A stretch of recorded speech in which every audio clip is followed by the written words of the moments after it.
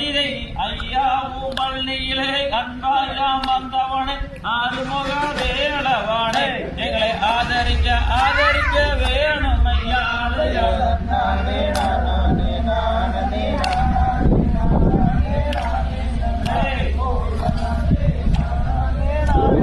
தைதை ஆறுமுகம் படைத்த வெண்புறக உன்னதை நாடுகிறோம் பாடு இது வேலையை ஆதரிக்க நீ அது கிளாரிட்டியா இருக்காது.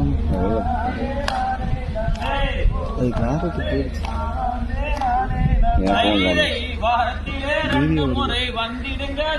கரெக்டா 7 பேர் இருக்குது.